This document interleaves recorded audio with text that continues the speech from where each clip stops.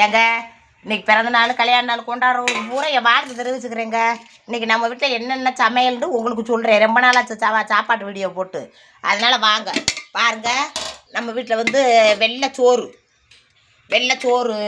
அதுக்கப்புறம் வந்து சாம்பார், பிள்ளைகளுக்கு பூரா சாம்பார், கருவாட்டு குழம்பு. எனக்கு ஆத்தாவுக்கும் கருவாட்டு குழம்பு, ஆத்தாவுக்கும் எனக்கு மட்டும்தான் கருவாட்டு குழம்பு பிடிக்கும்.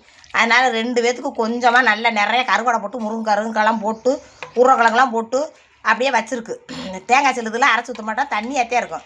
தண்ணியாக இருந்தாலும் குழம்பும் நல்லா இருக்கும் பார்த்துக்கோங்க. எனக்கு ஆத்தாவுக்கு தான் பிடிக்கும். எங்கள் வீட்டுக்காரர் எப்போயாவது ஒரு தடவை ஊற்றி சாப்பிடுவார், சூடாக இருக்கையில். ஆறி போச்சுன்னா சாப்பிட மாட்டார். பிள்ளைகளுக்கு சாம்பார் தான், வேறு சாப்பாடுகளும் பிடிக்காது. நண்டுலாம் பயந்து ஓடிடும் கருவாட்டு குழம்பு பார்த்தா. அதனால் அவங்களுக்கு அந்த குழம்பு. அதுக்கப்புறம் இது என்னது, சுண்டவத்த குழம்புங்க. நேற்று வச்சது மிச்ச மீதியெல்லாம் கீழே ஊற்றுறது இல்லை, அப்படியே சூடு பண்ணி வச்சுக்கிற வேண்டியதே.